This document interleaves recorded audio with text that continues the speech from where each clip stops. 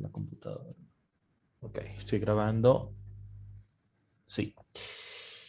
Bueno, bienvenidos al curso de Historia y Cultura de los Estados Unidos de Norteamérica. Como saben ya, bueno, el programa tiene 4 semanas, son 2 sesiones por semana.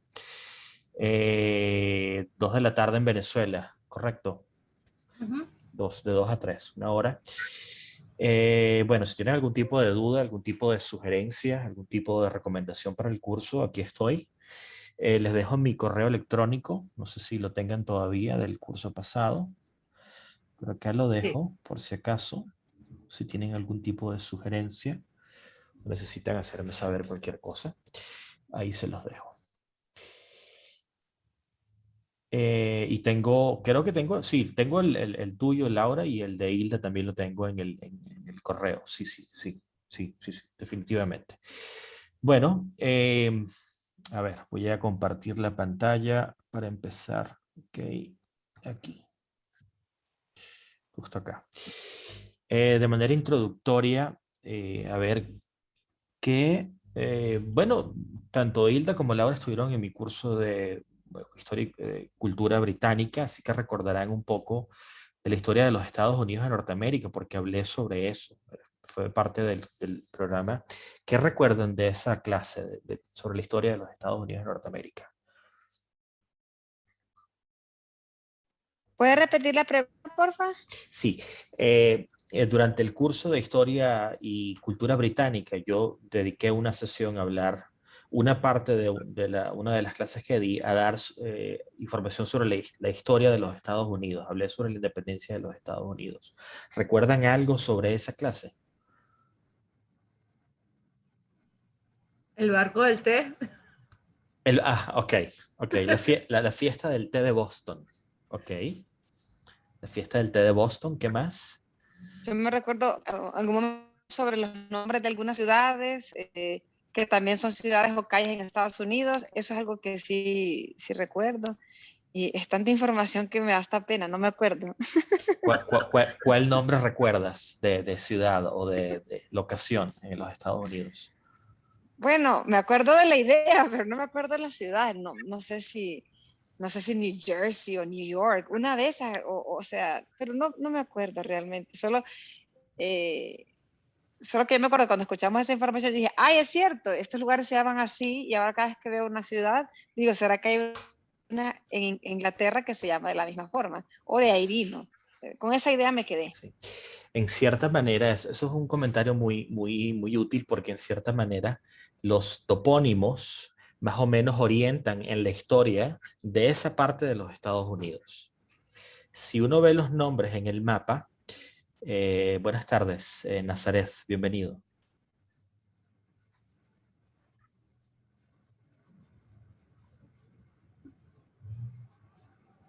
Buenas tardes, ¿me escuchas, Nazaret?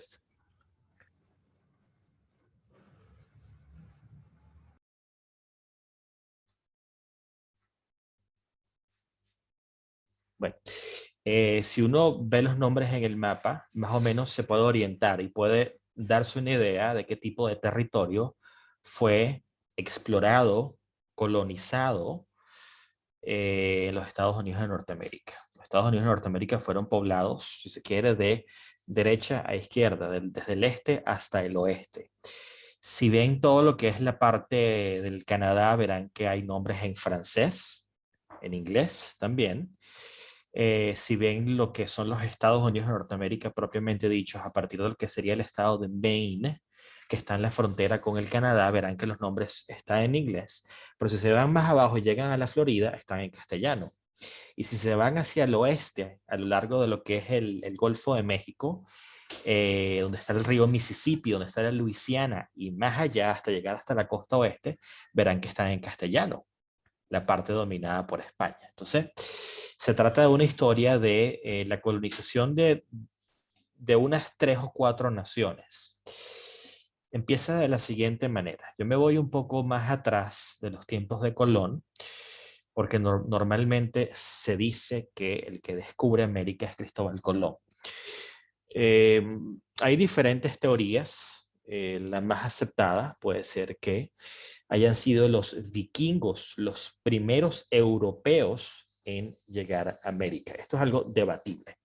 Hay diferentes hipótesis, ya se las voy a mostrar. En fin, empiezo con antes de Colón, luego doy una breve explicación de lo que es la formación, la colonización, la población de lo que es América del Norte. Con eso me refiero a lo que vendría siendo Estados Unidos y Canadá principalmente. Hablaré sobre la guerra contra franceses e indios, la guerra de independencia de los Estados Unidos de Norteamérica y lo que vendría siendo el nacimiento de los Estados Unidos como nación, el comienzo, solo el nacimiento, la institucionalización, la formación del gobierno de la nación como la conocemos hoy en día viene un poquito más adelante, viene después del fin de la guerra de independencia. Y les mostraré, como siempre, las fuentes de información si quieren explorar un poco más el tema. Entonces, antes de Cristóbal Colón, los indios americanos, en inglés los Native Americans. Información, no hay muchísima información. Los récords históricos comienzan con la llegada de los europeos al territorio americano. Lo que sabemos es que se dedicaban principalmente a la agricultura, a la caza, tenían un estilo de vida completamente distinto al de los europeos. Evidentemente, es una época. Buenas tardes, Nazaret, ¿me oyes? Puedo verte, no sé si me oyes. Pero sé que estás ahí, sé que estás ahí. Bueno, tenía un estilo de vida completamente distinto, un estilo de vida que cambiaría para siempre con la llegada de los europeos. ¿Cuántos había en el territorio americano? Las estimaciones, los números son muy variables. Algunos historiadores dicen que había hasta más de 20 millones de indios americanos en lo que vendría siendo Norteamérica. Esa es una aproximación, quizás había muchísimos menos, quizás había muchísimos más. Más importante que cuántos indios americanos había en el territorio de los Estados Unidos de Norteamérica y en el Canadá y en partes de México, es cuántos quedaron después de la colonización europea de esos territorios. Eso es un tema que desata cierta controversia y debate que siempre está en las noticias. Acaba de suceder una noticia importantísima del Canadá, donde descubrieron 200 cuerpos de niños, me parece, enterrados justo debajo de una escuela. Bueno, veo que leyeron la noticia. En fin, los indios americanos. La primera teoría sobre la llegada de otros pueblos a través del Océano Atlántico a territorio americano es la de los fenicios. Los fenicios eran famosos por ser grandes exploradores. Fundaron ciudades en el sur de España, fundaron Cádiz, fundaron Málaga, fundaron ciudades en el norte de África, exploraron el Mediterráneo, atravesaron el estrecho de Gibraltar, navegaron a lo que es África Occidental, descubrieron las Islas Canarias, que están en las noticias ahora, hay un volcán, por cierto, la isla de La Palma. Y bueno, exploraron lo que vendría siendo África, el Mediterráneo, la costa europea e incluso llegaron a comerciar, a explorar y comerciar en las Islas Británicas. Sobre esto hablaba en la clase sobre historia del Reino Unido, de Inglaterra. Bueno, ¿por qué quizás fueron los primeros en llegar a América? Porque tenían reputación de ser grandes navegantes. Sin duda llegaron a las Islas Británicas y un poco más allá, y quizás al aventurarse en el Atlántico pudieron haber llegado a América. No se ha demostrado, eh, posiblemente no llegaron, pero bueno, tiene cierta validez el argumento. La segunda teoría, que es mucho más creíble, pero que no se ha demostrado completamente, es que los vikingos sí llegaron a América. De ahí que se diga que Cristóbal Colón descubrió América. La descubrió realmente. Yo no soy anticolón, pero hay que darle muchísima validez a esta teoría. El hecho es que los vikingos no solamente fundaron un imperio en lo que vendría siendo la isla de Gran Bretaña, tenían Noruega, tenían Dinamarca, tenían Gran Bretaña, tenían otros territorios, fundaron un pequeño imperio danés. Los vikingos exploraron, saquearon, atacaron, fundaron también ciudades como Dublín. y es indudable que estuvieron en la isla estuvieron en Islandia, que ya había sido descubierta, pero fundaron asentamientos en Islandia. El primero en llegar, por cierto, a la isla de Groenlandia, que pertenece actualmente a Dinamarca, es Erik el Rojo. Se sabe que Erik el Rojo llegó a Groenlandia y que su hijo, Leif Erikson, llegó a Terranova. Terranova es una isla que está en el noreste del Canadá, que pertenece a la región de Labrador y Terranova, que es la foto que está arriba a la derecha. Entonces los vikingos tenían una gran reputación de navegantes, llegaron muy lejos, navegaron largas distancias e indudablemente, repito, estuvieron en Islandia y estuvieron en Groenlandia.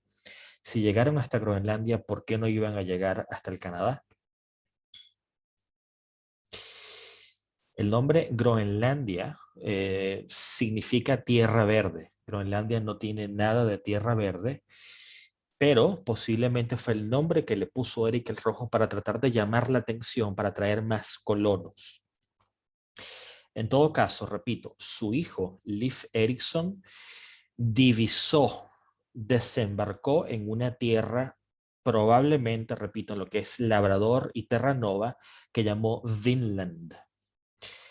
Vinland porque cuando llegó a estas tierras supuestamente había una gran cantidad de bayas silvestres.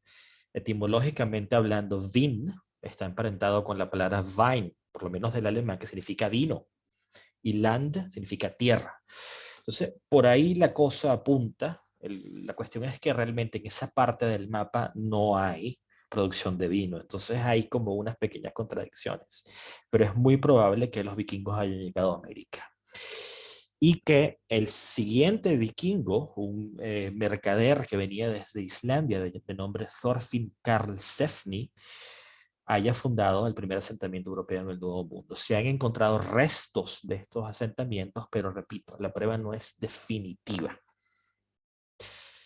De nuevo, creo que es bastante válida y creo que tienen muchísimo derecho a ser reconocidos como realmente los primeros europeos en haber llegado al Nuevo Mundo.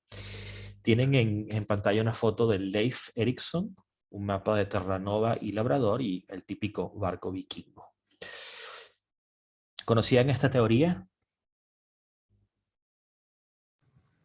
Justamente el otro día estaba viendo un programa, lo agarré empezado, y no recuerdo si fue en Nat Geo o en Discovery, no me acuerdo, que estaban probando estas teorías de que los vikingos se habían llegado por unas formaciones que habían de los asentamientos y que eran exactamente iguales a los asentamientos de ellos en otros sitios.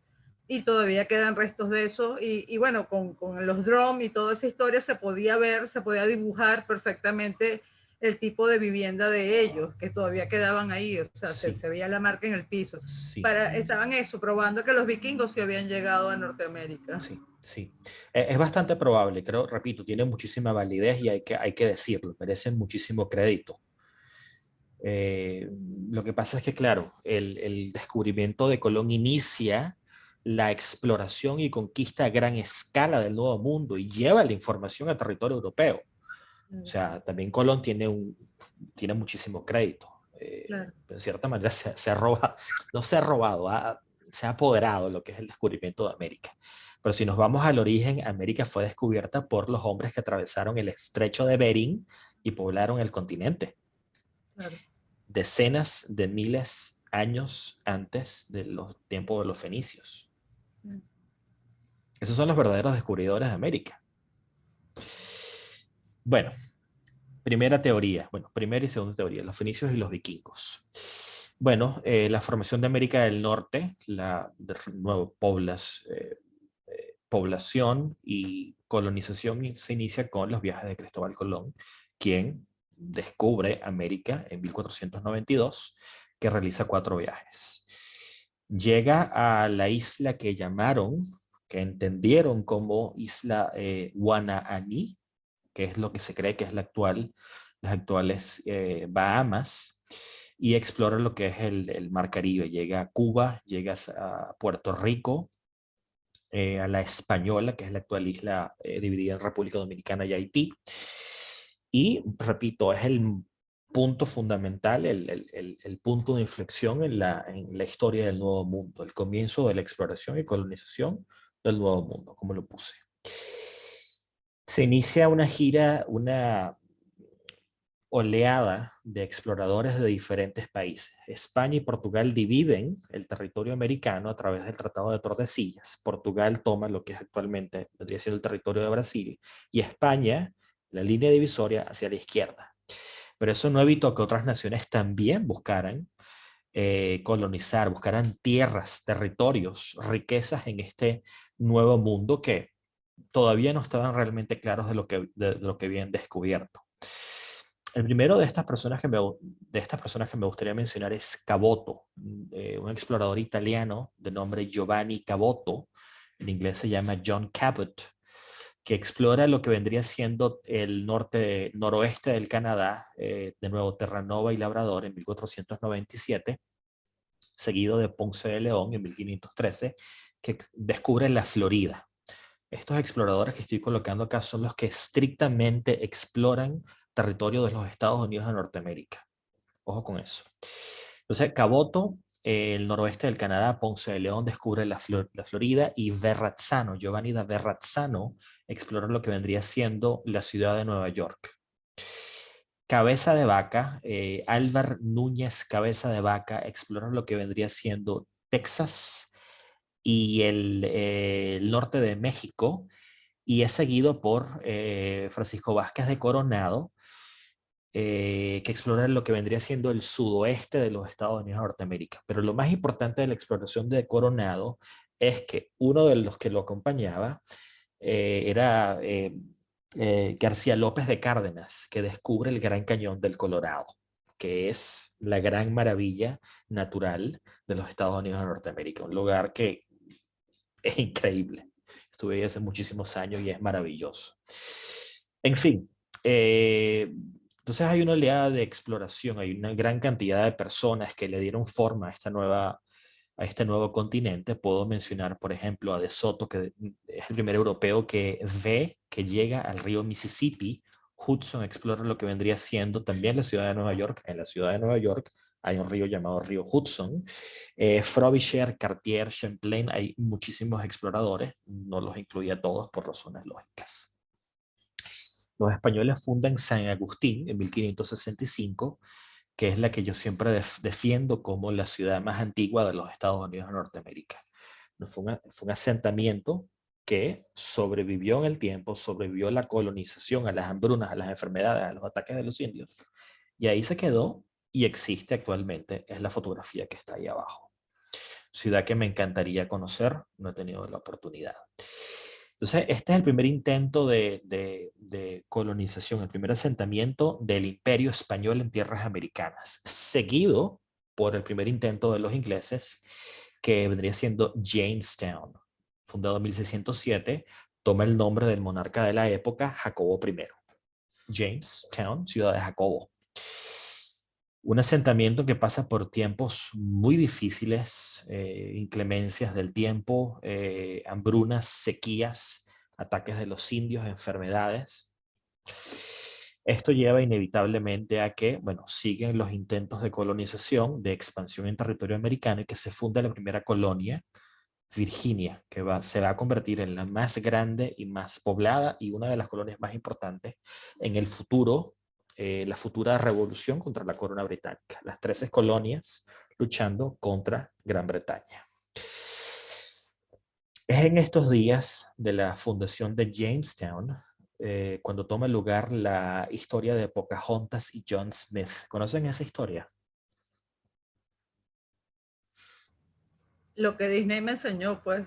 Ok. Que no es del todo cierta, dicen.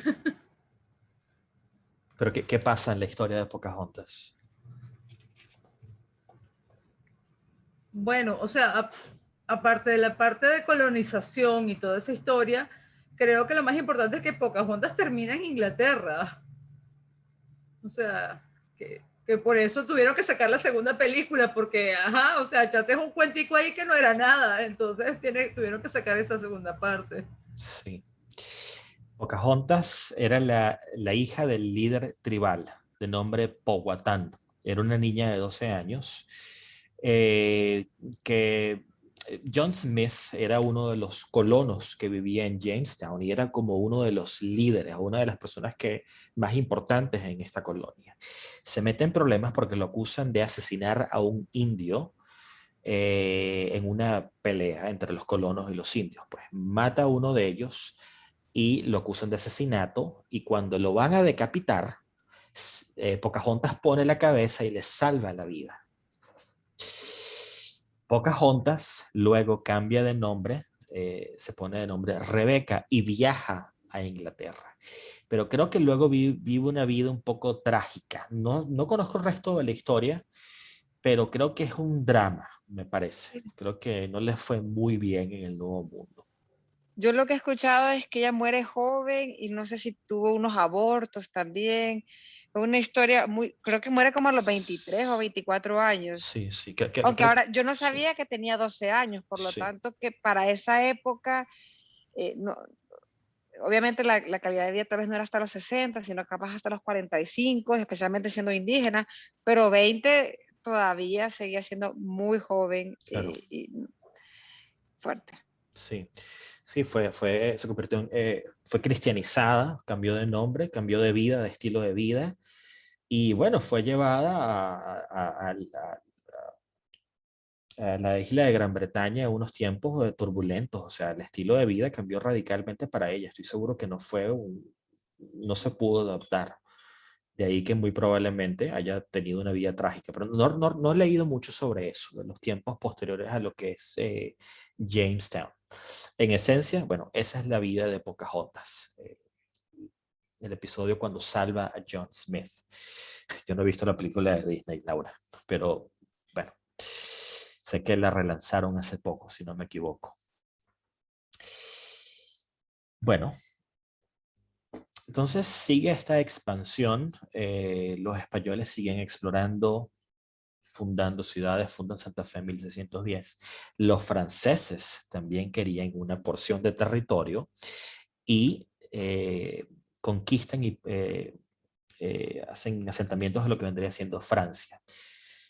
Por esta razón, a pesar de que pierden la guerra contra los ingleses, en la guerra contra franceses e indios, hasta el día de hoy, una parte del territorio canadiense habla francés, otra parte del territorio habla inglés. Francés se habla lo que vendría siendo Quebec, ¿no? Montreal, todo ese tipo de ciudades. Quebec es fundada en 1608, los españoles fundan Santa Fe en 1610 y los holandeses toman lo que vendría siendo la ciudad de Nueva York, lo que se conoció como Nueva Holanda. La ciudad de Nueva York era originalmente llamada Nueva Ámsterdam. De ahí que muchos nombres de la ciudad de Nueva York tengan un origen, tengan una etimología holandesa. Partes de Nueva York como Harlem, el famoso barrio de Harlem, Yonkers, Brooklyn, etcétera, tienen un origen holandés. Los holandeses compran la isla de Manhattan, y es un episodio muy famoso en la historia de los Estados Unidos. La compran a los indios por $24, lo que equivale hoy en día a $24. Manhattan también es famosa por Wall Street. Wall Street es una suerte de límite, de muralla que construyen los holandeses para protegerse de los ataques de las tribus locales. Unos años después se produce uno de los actos más importantes fundacionales de la historia de los Estados Unidos, que es la llegada del Mayflower. ¿Se acuerdan del Mayflower? ¿Mayflower es la persona o es el barco? El barco. Es donde vienen los peregrinos, ¿no? Los famosos peregrinos. Exactamente. Los padres peregrinos. Básicamente, la situación religiosa en Gran Bretaña es bastante turbulenta como consecuencia de la política interior y exterior del rey Enrique VIII. Un poco más adelante en la historia hay una suerte de oleada de rechazo hacia el catolicismo. Los puritanos eran aquellos que defendían una versión completamente alejada de la religión católica. No se sentían aceptados en en Gran Bretaña y deciden pedirle permiso al monarca de la época, Jacobo I, le piden permiso para poder viajar al Nuevo Mundo donde pudieran disfrutar libremente de su religión. Se montan en un barco, el Mayflower, que sale desde Plymouth, el puerto de Plymouth, en el sur de Inglaterra, y llegan a lo que se llamó, lo que ellos nombraron Plymouth. Le pusieron el nombre del puerto del cual habían salido, o sea, de Plymouth Yo siempre pensé que se a decía Plymouth. Plymouth. Plymouth, yeah. Sí. Bueno, en 1620. Entonces, este es de nuevo otro de los grandes momentos de la historia de los Estados Unidos de Norteamérica, la llegada de los padres peregrinos. No solamente llegan, se quedan, sino también traen ideas de libertad religiosa. Se llevan ese espíritu de libertad, esa concepción del nuevo mundo como una tierra donde cada quien puede creer lo que quiera creer, pueda profesar la fe que quiera profesar. Entonces tiene esa suerte de romanticismo. Un poco más adelante, unos días, semanas después, toma lugar lo que es muy famoso, lo que es celebrado en los Estados Unidos durante el cuarto jueves de noviembre, el Thanksgiving, que es el Día de Acción de Gracias, que es la gran fiesta americana, sobre la cual yo tengo una opinión un poco negativa. En todo caso, el Thanksgiving fue básicamente una suerte de colaboración entre los nuevos colonos en tierras americanas con los indios. Los colonos llegaron, no tenían dónde vivir, no tenían alimentos, estaban enfermos, desesperados. Los indios ayudan a los colonos, les enseñan las técnicas agrícolas, los colonos tienen una buena cosecha e invitan a los indios locales a hacer una celebración de 3 días.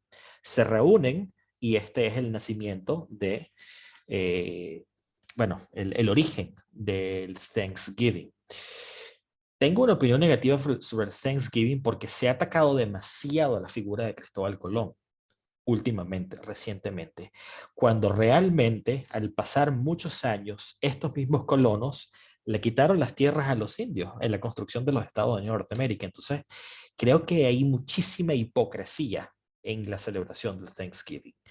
Si están en desacuerdo, me lo Creo que es dicen. mucho, no sé si es hipocresía, sino como romanticismo.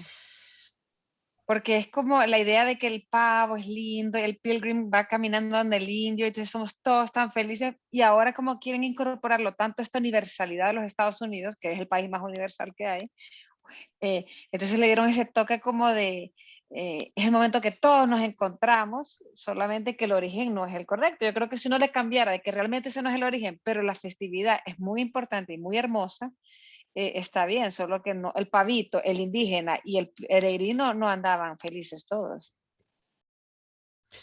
La verdad es que los indios americanos se sintieron invadidos, fueron invadidos y fueron desplazados. Lentamente fueron desplazados y luego fueron usados para guerras locales.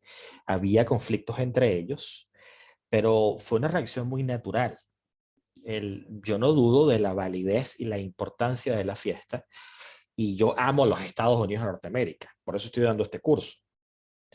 Pero realmente no ataques la figura de Colón sin cuestionar tu propia historia y decir, oye, este momento es importante, pero es importante que conozcamos nuestra propia historia y digamos, nosotros también somos culpables de lo que le pasó a los indios.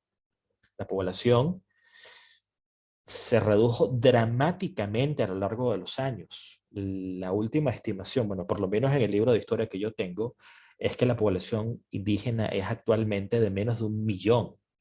No sé si ese número está un poco anticuado, pero son muy, muy, muy pocos.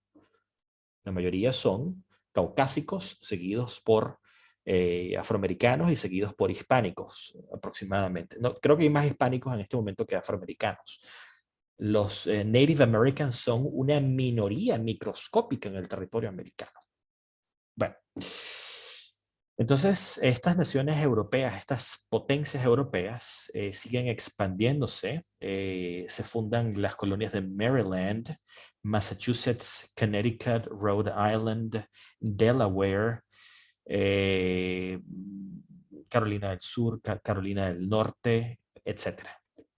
Los holandeses fundan Nueva Holanda e incluso los suecos tienen una pequeña participación en lo que se llamó Nueva Suecia.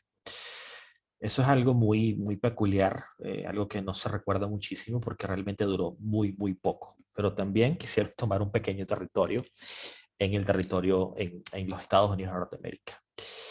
Un momento importante en la historia de este país es la fundación de la Universidad de Harvard, que es la primera universidad en las colonias en 1636, fundada por John Harvard. Y otro famoso episodio en la historia de este país es las brujas de Salem en 1692. Hay una suerte de acusación contra unas muchachas en la población de Salem y todo se vuelve un pequeño infierno. Eh, las muchachas acusan a toda la aldea, se crea una suerte de caos de acusaciones en la cual todo el mundo estaba envuelto en brujería. Muchísimas ejecuciones, las brujas fueron quemadas en la hoguera y bueno, finalmente la situación terminó con un montón de muertos y un montón de procesados por esta posiblemente falsa acusación de brujería contra estas niñas. Importante es el nacimiento de Benjamin Franklin en 1706 y del que va a comandar las fuerzas americanas en la guerra contra Gran Bretaña, George Washington en 1732. Otro momento importante en la historia de este país es el descubrimiento de Alaska y de las islas Aleutianas. Es una suerte de cadena de islas en forma curva que está muy cerca de Alaska, muy cerca de Rusia, justo debajo de Alaska. Tienen en pantalla una imagen de lo que vendría siendo la Universidad de Harvard. La segunda imagen es el famoso holandés Peter Minuit, que le compra la isla de Manhattan a los indios. Tienen una imagen del Mayflower y del monarca Jacobo I. Arriba.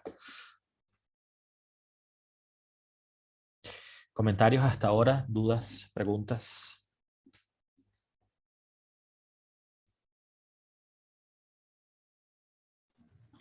Solo Para por mí un poco de morbo, ¿lo de las brujas de Salem fue solamente un episodio o duró mucho tiempo más? No, fue algo que no habrá durado semanas, quizás meses, Ah, pero no es algo que se extendió. ok. Fue un episodio de locura posiblemente las muchachas no habían hecho nada, pero las acusaron de brujería, ellas acusaron al vecino, el vecino acusó a otro vecino, y de repente todo el mundo era culpable de brujería. Entonces, más bien lo que representa es una pequeña acusación se vuelve un pequeño pueblo, un gran infierno.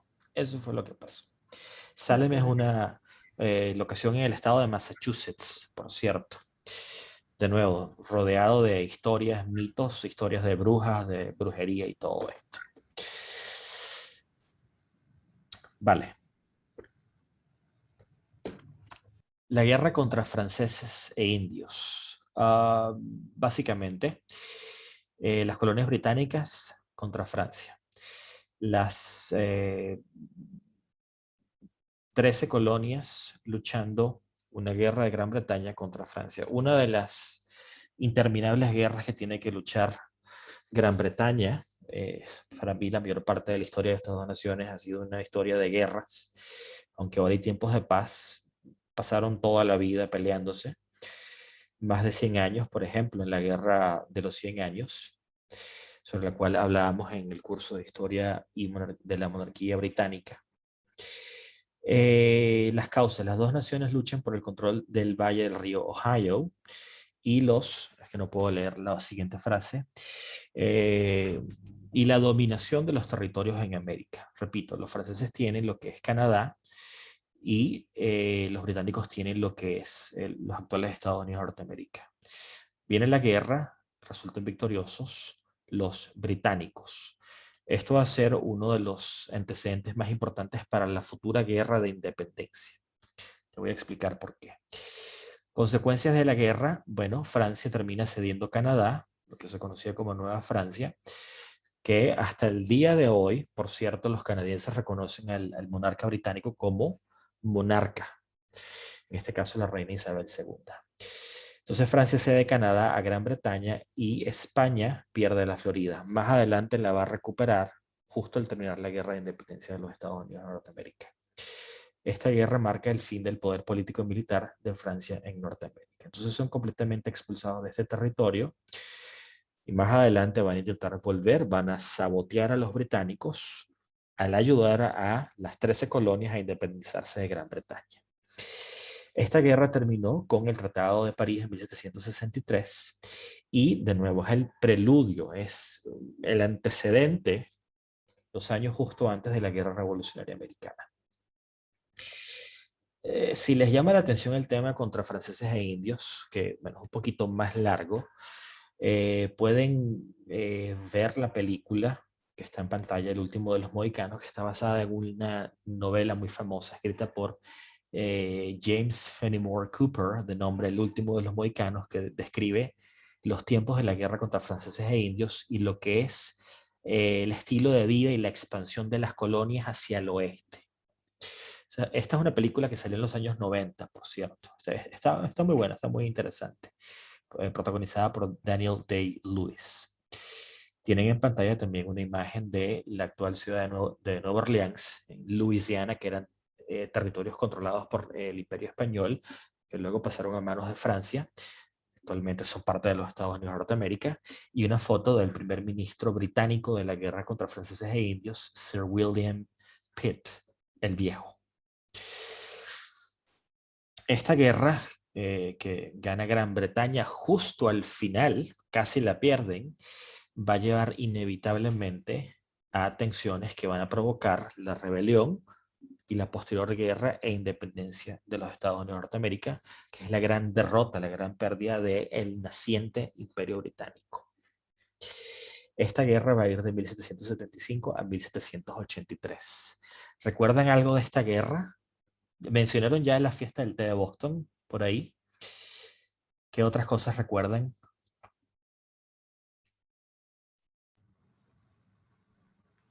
Es el tema del norte contra el sur. Esa es la guerra civil. Ah, ok. La guerra civil, de la cual hablaré el jueves. Okay.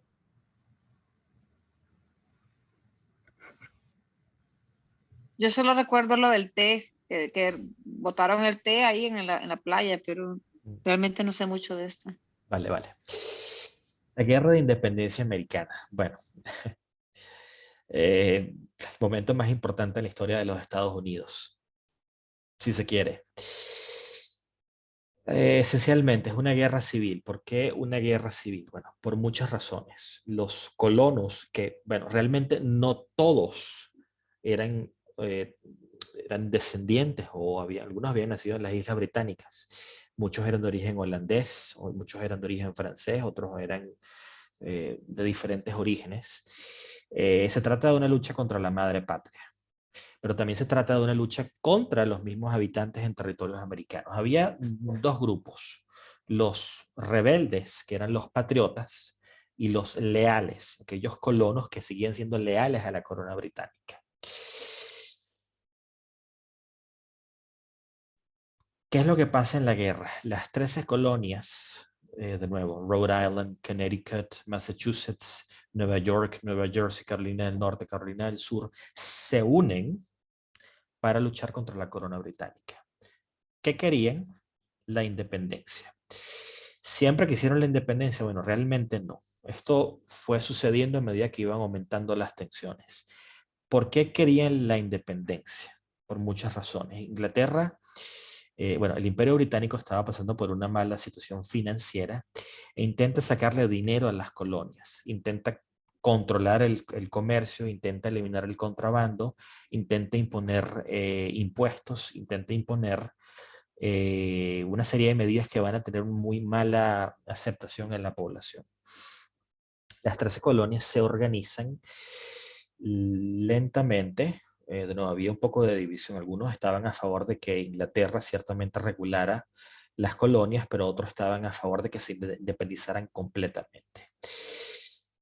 Algunas de las leyes que intentan imponer son la ley de acuartelamiento. La ley de acuartelamiento es básicamente el permiso que debía darle el dueño de un tipo de residencia a un soldado. Los soldados se quedaban en su casa como una manera de mantener bajo control a la población.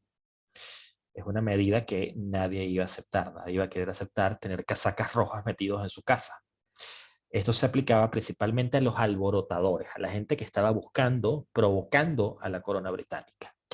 La ley del té y la ley de timbres son las leyes que, bueno, producen más rechazo en la población. La ley de timbres era básicamente, cada vez que usted tiene que hacer un trámite, usted tiene que pagar por ese trámite. Era una manera de recaudar fondos. La ley del té era más o menos lo mismo. Hay la imposición de aranceles para el comercio del té. Especialmente la ley de timbres tiene un gran rechazo en la población y se exige a la corona que deje de tratar de recoger dinero de las colonias. Lamentablemente, Gran Bretaña estaba siendo gobernada por el rey Jorge III, que era súper terco y no quería escuchar razones de nadie, y por un muy, muy mal ministro, bueno, por una muy mala serie de ministros, especialmente por Lord North. ¿Se pudo haber evitado la guerra de independencia de los Estados de Norteamérica? Por supuesto. Lamentablemente, el rey fue torpe y el primer ministro fue el peor primer ministro que pudo haber tenido Gran Bretaña en su historia. También son culpables del movimiento independentista los famosos Hijos de la Libertad, que era una sociedad de alborotadores. Un grupo de jóvenes liderados por el famoso Samuel Adams, que se dedicaba a sabotear todo lo que era el comercio británico en los territorios americanos, en las colonias. Entonces, esta errada política exterior del rey Jorge III y Lord North va a llevar inevitablemente a conflictos que se van a desencadenar en lo que se llamó la masacre de Boston de 1770, la famosa fiesta del té de Boston de 1773 y la batalla de Bunker Hill de 1775. La masacre de Boston fue muy sencillo. Estaban unos soldados británicos, llegaron unos colonos a provocar a los soldados, les empezaron a tirar piedras y bolas de nieve. Los soldados británicos aguantaron tanto como pudieron, perdieron la paciencia y uno de ellos disparó y mató a unos colonos. Entonces fue la primera sangre derramada, lo cual cayó muy mal en la población. Luego de esto viene la fiesta del té de Boston. Básicamente fue un acto de sabotaje. La corona británica, al querer controlar el comercio en el territorio americano, produce muchísima indignación. Samuel Adams y un grupo de hijos de la libertad se visten de indios, se montan en un barco y agarran todas las cajas de té que había sobre el barco y las tiran al mar. Esto es lo que se conoce como la fiesta del té de Boston. Un acto de sabotaje contra la corona británica, uno de los momentos más importantes, más famosos de la historia de los Estados Unidos. Y la batalla de Bunker Hill toma lugar en lo que es actualmente la ciudad de Boston, que fue una masacre espantosa. Los colonos, los rebeldes americanos se ubican en la cima de una colina que se llamó Bunker Hill, y quedan a la espera de las tropas británicas. Las tropas británicas ascienden la colina, y cuando se van acercando son masacrados por los colonos, que rápidamente tienen que salir corriendo porque no tenían casi pólvora, estaban bastante desorganizados. En un comienzo la guerra de independencia es una guerra un poco desorganizada porque los colonos no tenían formación militar. No había un ejército regular, no tenían formación militar y no tenían los recursos, no tenían la pólvora, no tenían los rifles, no tenían casi nada para luchar esta guerra. Entonces, en cierta manera, la guerra de independencia va a ser una guerra un poco desigual, un poco asimétrica en términos modernos. Y aquí viene, de nuevo, otro acto fundacional de la historia de los Estados Unidos de Norteamérica, que es la firma de la Declaración de la Independencia. El nacimiento de los Estados Unidos de América. Las 13 colonias se declaran en rebelión contra la corona y George Washington, que era famoso por haber luchado contra los franceses y los indios, tenía preparación militar y era admirado por toda la población, es nombrado comandante en jefe del recién creado Ejército Continental. El 4 de julio de 1776 es el día que el presidente de este nuevo Congreso Continental firma la Declaración de la Independencia de los Estados Unidos de Norteamérica. Esta Declaración de la Independencia, este proyecto de Declaración de Independencia había sido redactado, dirigido, liderado por Thomas Jefferson, que es el que está en pantalla. Entonces, el día que el presidente del Congreso Continental firma el papel es el 4 de julio, celebrado hoy en día como el Día de la Independencia de los Estados Unidos de Norteamérica. Todas las personas que firmaron esta declaración se estaban declarando traidores inmediatamente. Estaban negando la autoridad real, se estaban declarando en rebelión abierta. En total lo firmaron 56 personas. El primero fue el presidente del Congreso, John Hancock. Entonces, la firma de este documento, como sucedió en los movimientos independentistas en Hispanoamérica, no significaban inmediatamente la independencia. Luego iba a venir la guerra. Este es el nacimiento de los Estados Unidos en papel, pero no de hecho. Por eso he puesto el comienzo. Empieza la guerra de independencia, que va a ser una guerra que, de nuevo, va a ser en cierta manera un poco asimétrica. Va a ser una guerra en cierta manera civil y también asimétrica. Las tropas británicas van a estar más organizadas, van a tener una larga tradición en batalla, van a tener mejores recursos, pero no iban a poder luchar una guerra 5.000 kilómetros de Gran Bretaña. La guerra duró de 1763 hasta 1783, perdón, desde 1776 hasta 1783, y terminó con la victoria absoluta de las 13 colonias. ¿Cómo pudo perder Gran Bretaña la guerra? Bueno, de nuevo, 5.000 kilómetros de distancia, la negativa del Parlamento, el hartazgo del pueblo británico, el hartazgo de los miembros del Parlamento británico, la terquedad del rey Jorge III y los errores del primer ministro llevan a que inevitablemente digan ya basta y acaben la guerra. Los británicos no fueron totalmente derrotados en batalla. Perdieron muchísimas batallas y estaban perdiendo la guerra, pero dicen ya se acabó. Vamos a simplemente conceder la independencia y hasta aquí llega la historia. George Washington es el que dirige el ejército continental, pero no destaca como el gran general. Destaca como un hombre de Estado, como un hombre de honor, un hombre de valores, y más adelante se va a convertir en el primer presidente de los Estados Unidos, por cierto. Es importante decir eso porque en cierta manera se ha glorificado. El hecho es que las tropas de George Washington básicamente se dedican a viajar a lo que vendría siendo el estado de Nueva York y de Nueva Jersey, escapando de las tropas británicas. Realmente no les fue muy bien desde el punto de vista militar. Pero bueno, lograron ganar la guerra, así que se llevó el mérito al final. Esta guerra de independencia... Disculpe, Sí. me interesa esto porque, claro, George Washington es como el sinónimo de la identidad americana. Eso Sí. es así.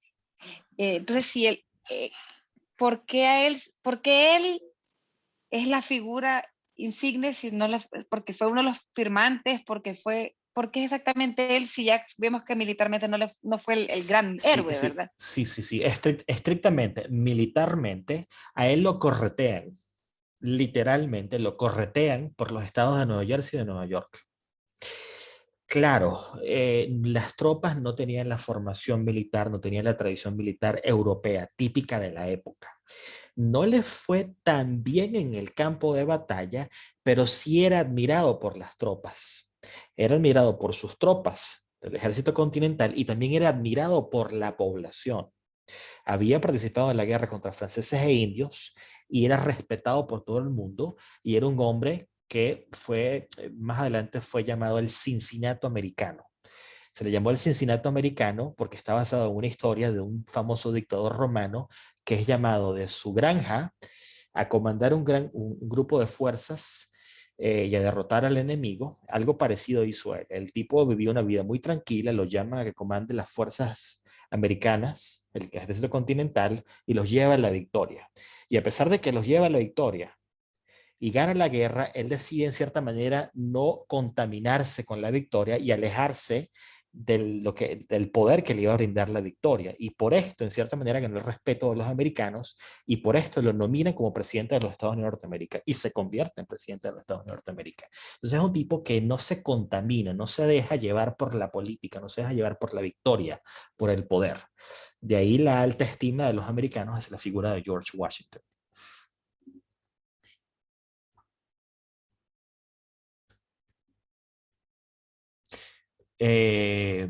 firmante de la Declaración de la Independencia también, por supuesto. Benjamin Franklin, George Washington, Thomas Jefferson, Samuel Adams, John Adams, todos estos famosísimos nombres que tantas veces hemos oído, firmaron la Declaración de la Independencia. Entonces, le fue muy bien en la política, en el campo de batalla, más o menos. Pongámoslo de esa manera. Bueno, entonces la guerra termina en 1783 con el Tratado de París. Tienen en pantalla una foto de Thomas Jefferson, una imagen de la firma de declaración de la independencia y la famosa pintura Washington cruzando el río Delaware, que es un momento importante en la historia de los Estados Unidos. Fuentes bibliográficas, si les llama la atención el tema, en pantalla. Dudas, comentarios, ¿cómo vamos? Es muchísima información, lo Tengo sé. que volver a escuchar el video porque hay muchos detalles. Sí, sí, sí. Hay muchísima información. Yo no decidí no entrar en tanto detalle de la guerra de independencia, de lo que es el conflicto bélico como tal, porque realmente se trata más que todo de victorias, derrotas, es más bélico. Entonces, bueno, se desvió un poco de la idea general, si se quiere. De nuevo, firmar la Declaración de la Independencia no los hizo independientes y de hecho, a pesar de que ganaron la guerra, inmediatamente los Estados Unidos de Norteamérica no empezaron a existir, porque también las colonias tenían conflictos, las fronteras no estaban bien divididas, las fronteras entre los estados, quiero decir, y estos estados de alguna manera seguían intentando extenderse hacia el oeste, un motivo de conflicto. No existía un estado centralizado. No existía el Congreso, no existía el Tribunal Supremo, no existían los poderes, no había división de poderes, no había presidente. Solamente había estados hostiles entre ellos y alguna forma de poder, un gobernador, una asamblea legislativa. Toda la estructura que conocemos hoy en día se va a construir en los años después del fin de la Guerra de Independencia. Sobre esto voy a hablar en la clase que viene, que es realmente la construcción de la nación como la conocemos. ¿Será eso algo que influye? Porque Estados Unidos es como es, a diferencia, por ejemplo, de Centroamérica y Latinoamérica, que primero fueron Estado y luego no Estado, primero fueron ya, digamos que Estado y luego se independizaron, o ya habían figuras, o porque, o sea, ¿cuál es o sea, la diferencia entre, claro, el Estado americano y los Estados latinoamericanos? Bueno, no puedo hablar de manera general de todos los estados latinoamericanos, porque no conozco los casos particulares de todas las naciones, pero el caso americano es muy sencillo.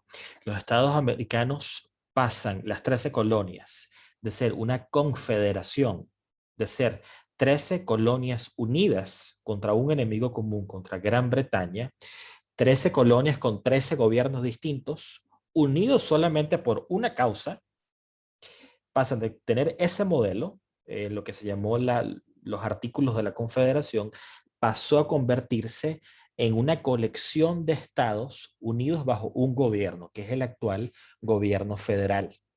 Entonces, en los Estados Unidos hay como dos sistemas. Hay una ley federal y hay una ley estatal. Entonces, hay una suerte de estado superior que rige sobre los otros estados. Los Estados Unidos de Norteamérica son una federación. Los Estados Unidos de México son una federación. Venezuela fue una federación también. Alemania es una federación. Entonces, esta forma de Estado superior que rige sobre los estados, lo llamamos federación. Estados Unidos de Norteamérica. Esa es la forma de gobierno que se creó después de la Guerra de Independencia y que no ha cambiado hasta el día de hoy. Ha permanecido invariable. Y esa es la magia, la esencia y la fama del gobierno de los Estados Unidos de Norteamérica.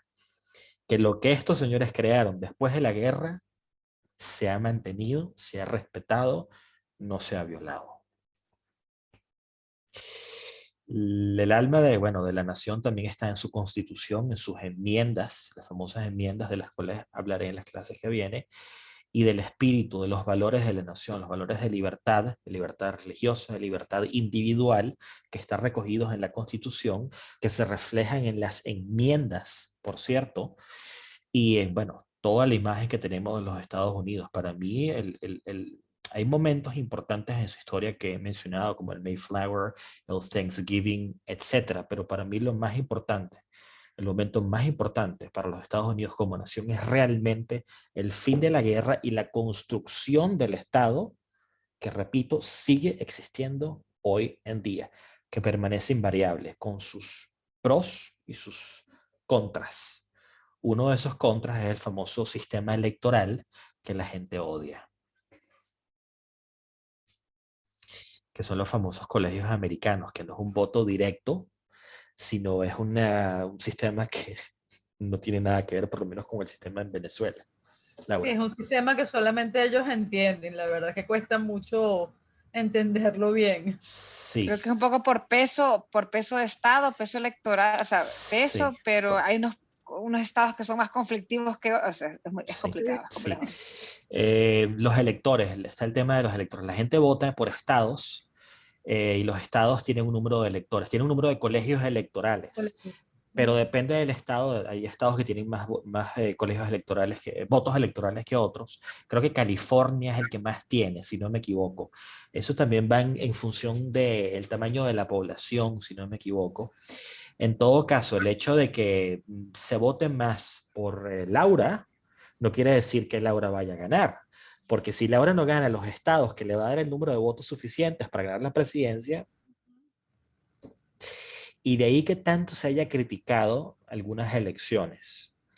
La elección creo que de George Bush tuvo ese efecto.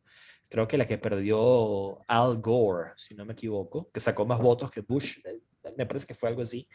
Sacó menos votos, pero ganó la presidencia. Claro, ganó los estados que le daban los colegios electorales para ganar la presidencia. Entonces es un sistema que es injusto, pero que no ha cambiado, que se ha respetado religiosamente.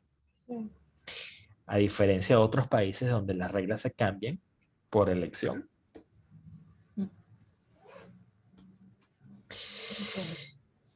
Eh, de nuevo, por favor, pregunten lo que quieran, es muchísima información, lo sé, muchísimo que digerir. Eh,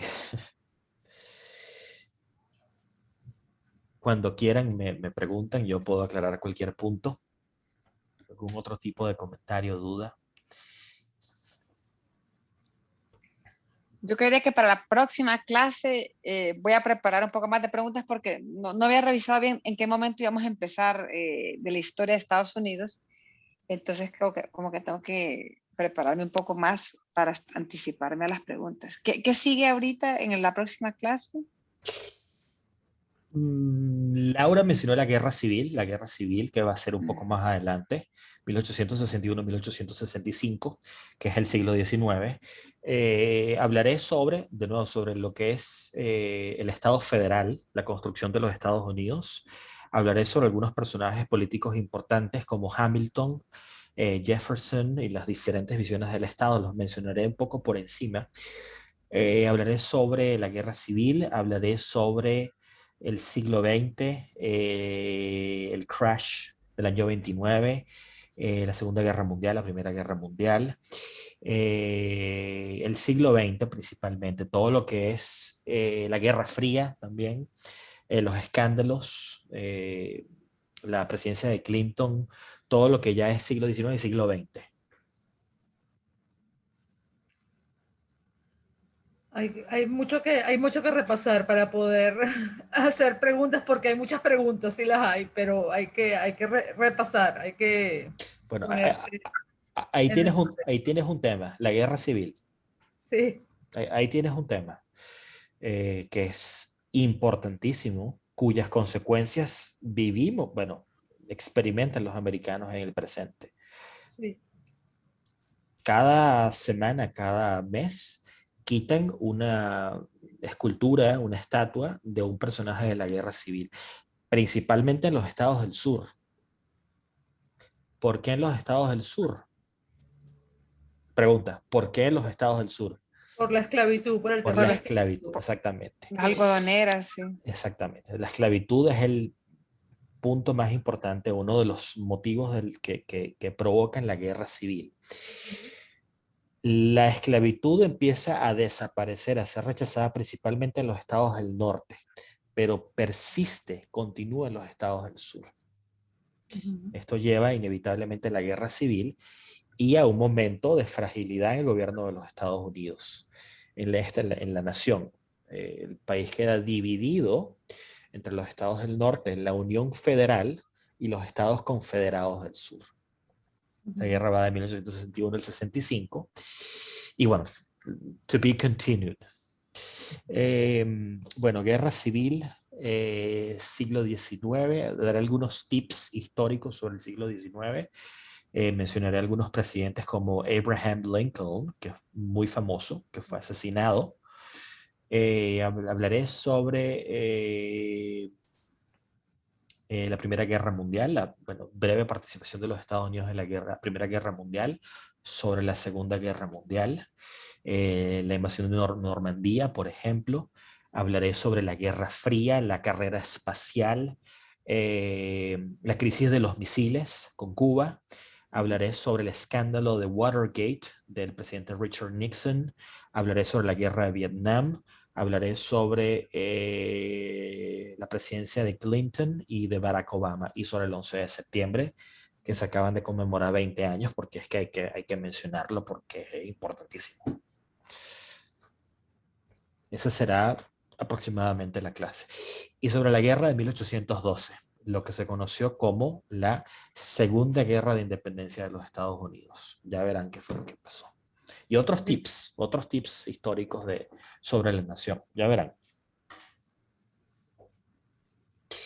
Bueno, el video se grabó, lo cargo, se los mando, véanlo otra vez y bueno, de nuevo es muchísimo, lo sé. Muchas gracias. Bueno, nos vemos el jueves, ¿vale? 8 p.m. Ok, tengo un mensaje acá. Gracias, Nazaret. Nos vemos el jueves. Un saludo. Chao. Hasta luego. Chao.